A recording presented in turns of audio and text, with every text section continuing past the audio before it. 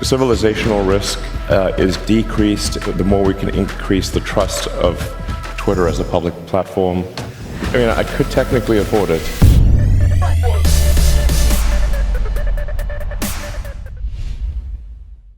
I think regulated feeding window is really the way to go. Some sort of an intermittent fasting approach. Sure. When I started doing that, I found myself to be quite a bit healthier. And when I've deviated from that, I've gained weight. So what's 16 hours. Well, I like okay, 16 okay. hours. Yeah. So like at night or? Yeah. So I get to a certain point and then I count out. I usually hit the stopwatch on my phone. And then I look at 15 hours in. I'm like, oh, okay, got an hour before I can eat. Yeah. And so anything in between that is just water or coffee. Actually, like this may be a useful bit of advice for people, but eating before you go to bed is a real bad idea and actually negatively affects your sleep. Yeah. And it can actually cause heartburn that you don't even know is happening. And that subtle heartburn affects your sleep because you're horizontal and your body's digesting. So if you want to improve the quality of your sleep be healthier, it's do not eat right before we're going to sleep. Yeah, it's like one of the worst things you could do. Some of the biggest mistakes I've ever made. I've done that particularly after comedy shows. I'm starving. Sure. I'll come home and I'll eat, and then I go to bed and I just feel like shit. And I wake up in the middle of the night. Like, it's gonna crush your sleep, and it's gonna damage your pyloric sphincter and your esophagus, and it's so. In fact, drinking and then going to sleep is that's one of the worst things you could do. Yes. So just try to avoid drinking and eating booze. Drinking booze. Yeah, exactly. Yeah. Don't small amounts of alcohol that evidence suggests it doesn't have a negative effect on I put in the same category as delicious food. It kind of makes things a little more fun. I like it. I mean, some of the people who have lived the longest, was a woman in France who I think maybe has the record or close to it, and she had a glass of wine every day. So it's like small amounts is fine. This is like I learned this like quite late in life. It's like just avoid having alcohol and avoid eating at least 2 or 3 hours before going to sleep, and your quality of sleep will improve, and your general health will improve a lot. For sure. It's a big deal, and I think not widely known. Do you have time to exercise? A little bit. Do you have a trainer or anything? I do, although I haven't seen him for a while, but especially if I'm out, like say working on Starship or something in South Texas, and I'm just living in I got a little house there in Boca Chica Village, and I don't have much to do, so or like I'm working and I'll do just lift some weights or something, It poses a question, or maybe you just answer the question of why is no one else doing these things?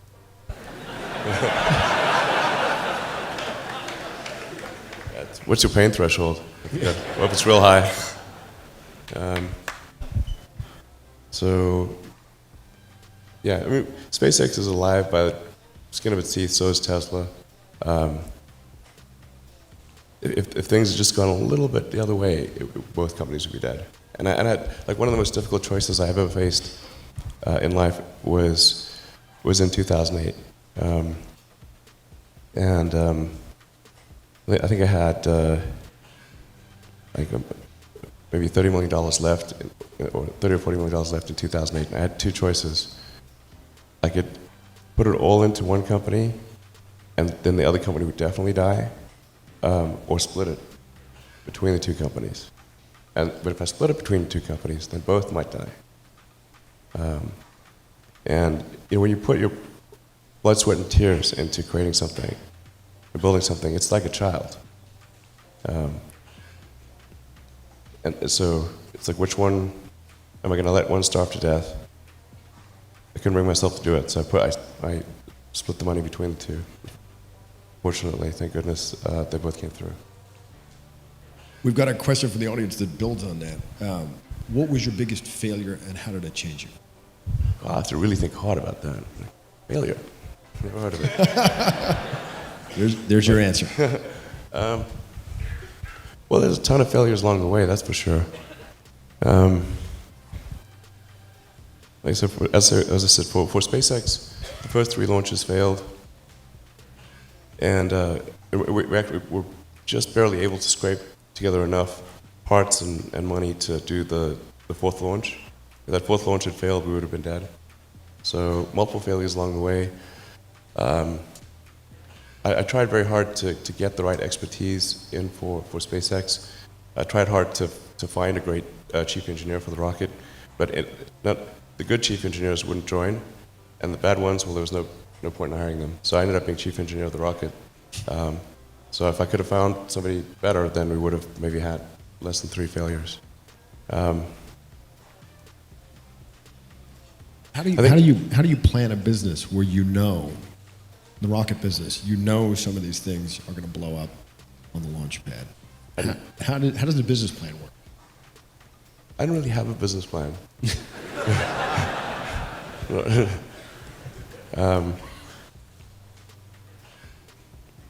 Yeah, I haven't had a business. I had a business plan way back in the Zip 2 days. But these things are just always wrong. So I just didn't bother with business plans after that.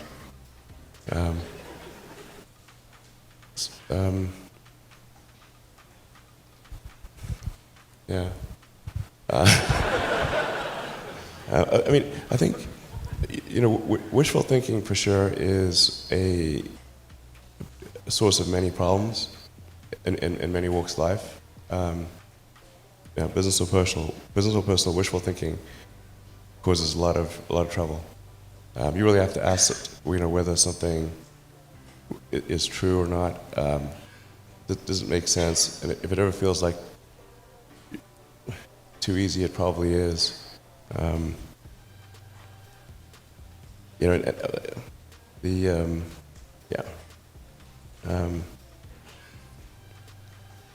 But for all the drama of SpaceX, I think Tesla's actually been probably 2/3 of my total drama dose over time.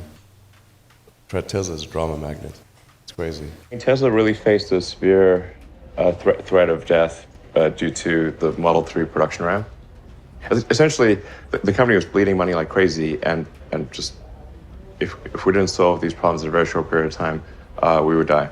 And it was extremely difficult to solve them. How close to death did you come? Within single-digit weeks. 22 hours a day, or like how many I hours? was working, so 7 days a week, sleeping in the factory. I worked in the paint shop, general assembly, body shop. Do you ever worry about yourself imploding? Like it's just too much? Absolutely. No one should put this many hours into work. This is not good. And people should not work this hard. They should not do this. It's very painful. Painful in what sense? It hurts my brain and my heart. So this is not recommended for anyone. I just did it because if I didn't do it, then good chance Tesla would die. Like, where do you go to, both personally, intellectually, as an engineer, as a team, like for source of strength needed to sort of persevere through this and to keep going with the project, take it to completion? A source of strength. I just really not how I think about things. I mean, for me, it's simply this is something that is important to get done, and we should just keep doing it, or die trying. And I don't need a source of strength. So quitting is not even like... It's not in my nature. Okay. And I don't care about optimism or pessimism. Fuck that, we're going to get it done. Gonna get it done. Can you then zoom back in to specific problems with Starship or any engineering problems you work on?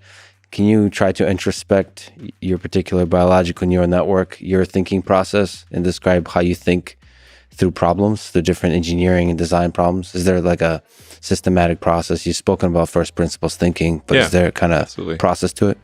Well, like saying like physics is a law and everything else is a recommendation. Like I've met a lot of people who can break the law, but I haven't met anyone who could break physics. So the first, for any kind of technology problem, you have to sort of just make sure you're not violating physics. If they want to try to do something big in this world, they want to really have a big positive impact, what advice would you give them about their career, maybe about life in general? Try to be useful. Do things that are useful to your fellow human beings, to the world. It's very hard to be useful. Very hard. Are you contributing more than you consume? Can you try to have a positive net contribution to society? I think that's the thing to aim for. Not to try to be sort of a leader just for the sake of being a leader or whatever. A lot of the time, the people you want as leaders are the people who don't want to be leaders. So, if you can live a useful life, that is a good life, a life worth having lived. And like I said, I would encourage people to use the mental tools of physics and apply them broadly in life. They're the best tools. When you think about education and self-education, what do you recommend? So there's the university, there's self-study, there is hands-on, sort of finding a company or a place or a set of people that do the thing you're passionate about and joining them as early as possible. There's taking a road trip across Europe for a few years and writing some poetry. Which trajectory do you suggest? In terms of learning about how you can become useful, as you mentioned, how you can have the most positive impact. Well, I'd encourage people to read a lot of books. Just read, basically try to ingest as much information as you can. And try to also just develop a good general knowledge. So you at least have like a rough lay of the land of the knowledge landscape. Try to learn a little bit about a lot of things. Because you might not know what you're really interested in. How would you know what you're really interested in if you at least aren't like doing a peripheral exploration of broadly of the knowledge landscape? And talk to people from different walks of life and different industries and professions and skills and occupations. Just try learn as much as possible. Man's search for meaning. Isn't the whole thing a search for meaning? Yeah, what's the meaning of life and all, But just generally, like I said, I would encourage people to read broadly.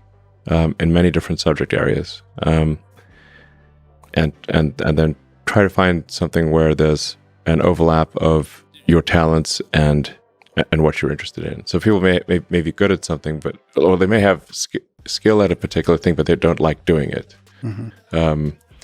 So you want to try to find a thing where that's a good combination of the things that you're inherently good at, but you also like doing. Go back in time to your 20-year-old self.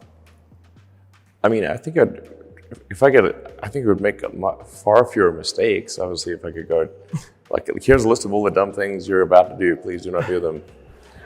Wouldn't we all? It'd be a very long list, and here, I write it down or something. I mean, it's hindsight's 20/20, so it's hard to say. I've made so many foolish mistakes, I have lost count, honestly.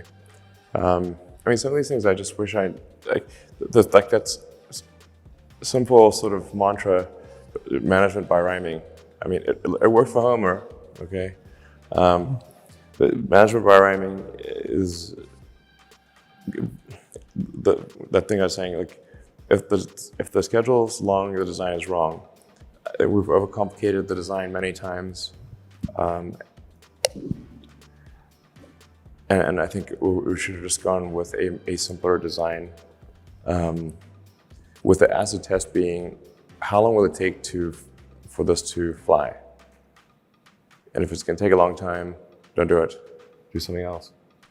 Like sometimes you should say no to things that you don't. Like the original Falcon 1 team, which did the fairing, tanks, engines, everything pretty much, was maybe a little over 100 people. Okay. And now SpaceX is like 6,000 people, I think, something like that.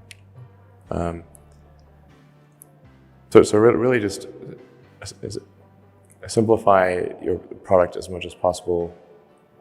And then like if I think of some of the ways in which, how does a smart engineer make dumb mistakes, including,